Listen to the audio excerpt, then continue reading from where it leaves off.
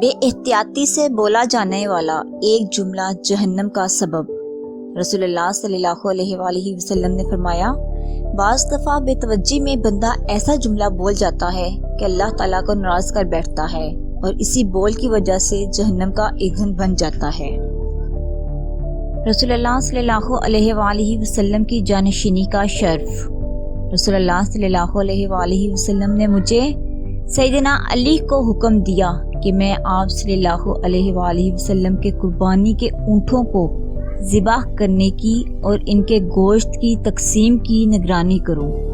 آپ صلی اللہ علیہ وآلہ وسلم نے مجھے حکم فرمایا کہ میں اونٹوں کا گوشت کھالیں اور جھولیں سب تقسیم کر دوں اور قصاب کو قربانی کے جانور میں سے کچھ اجرت نہ دوں۔ جنت کا خاص خزانہ حیدر قرار کے لیے۔ رسول اللہ صلی اللہ علیہ وآلہ وسلم نے فرمایا، اے علی، جنت میں تمہارے لیے ایک خزانہ ہے اور تم اس کے مکمل مالک ہو۔ ایک جج جنت میں، دو جہنم میں۔ نبی کریم صلی اللہ علیہ وآلہ وسلم نے فرمایا، قاضی جج تین طرح کے ہوتے ہیں، ایک جنت میں جائے گا اور دو جہنم میں جائیں گے۔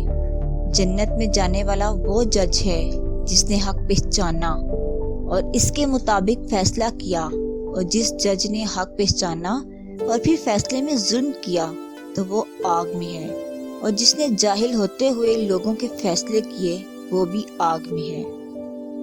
نیک لوگوں کی صحبت اختیار کریں، فرمانے باری تعالیٰ ہے، اور اپنے آپ کو ان لوگوں کے ساتھ رکھا کرو جو اپنے پروردگار کو صبح و شام پکارتے ہیں اور اسی کی رضامندی چاہتے ہیں۔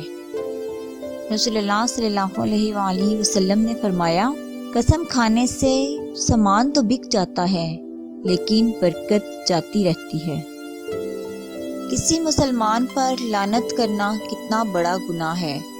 رسول اللہ صلی اللہ علیہ وآلہ وسلم نے فرمایا، جو شخص اسلام کے سوا کسی دوسری ملت کی قسم کھائے تو وہ ویسا ہی بن جاتا ہے جیسا اس نے کہا۔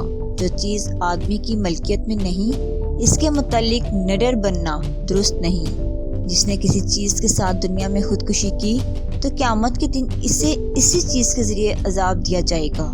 جس نے کسی مومن پر لعنت کی تو وہ اسے قتل کرنے کی طرح ہے، اور جس نے کسی مومن پر کفر کی تہمت لگائی تو وہ اس کے قتل کے مترادف ہے۔ سرکار مدینہ صلی اللہ علیہ وآلہ وسلم کے فاطمہ رضی اللہ تعالیٰ عنہ بیٹی سے محبت کے رنگ۔ سیدنا فاطمہ تشریف لاتی تو رسول اللہ صلی اللہ علیہ وآلہ وسلم آگے بڑھ کر استقبال کرتے، پیشانی پر بوسہ دیتے اور انہیں اپنے پاس بٹھا لیتے۔ دل کی یہ جوانی اچھی نہیں۔ رسول اللہ صلی اللہ علیہ وآلہ وسلم نے فرمایا، بزرگ انسان بوڑھا ہو رہا ہوتا ہے، اس کا جسم کمزور ہو رہا ہوتا ہے، لیکن ابھی تک اس کا دل دو چیزوں کی محبت کے سلسلے میں جوان ہوتا ہے، لمبی عمر اور مال۔ علم کے مطابق عمل کریں، ثابت قدمی نصیب ہوگی۔ فرمانے باری تعالیٰ ہے، جو نصیحت انہیں کی جاتی ہے اگر یہ لوگ اس پر عمل کرتے تو یہ ان کے لیے زیادہ بہتر اور زیادہ ثابت قدمی کا سبب ہوتا۔ میڈیا اور ماحول بچے بگاڑتا ہے۔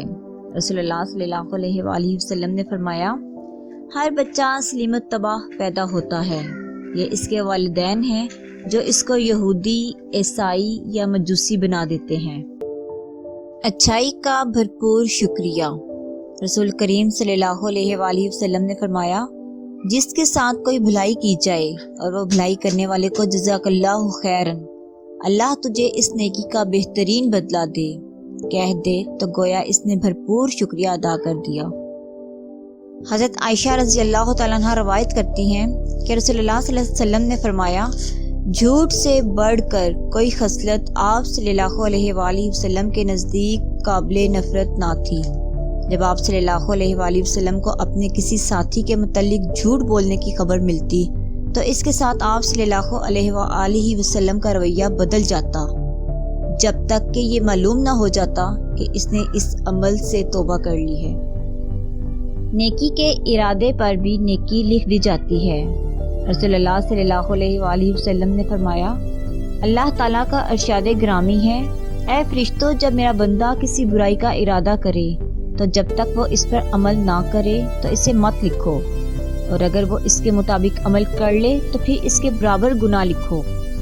اگر وہ میرے خوف سے اس برائی کو ترک کر دے تو اس کے لیے ایک نیکی لکھ دو، اور اگر کوئی بندہ نیکی کرنا چاہے تو اس کے لیے ارادے پر ہی ایک نیکی لکھ دو، اور اگر اس پر عمل کر لے تو اس کے لیے 10 گنا سے 700 گنا تک نیکی لکھ دو۔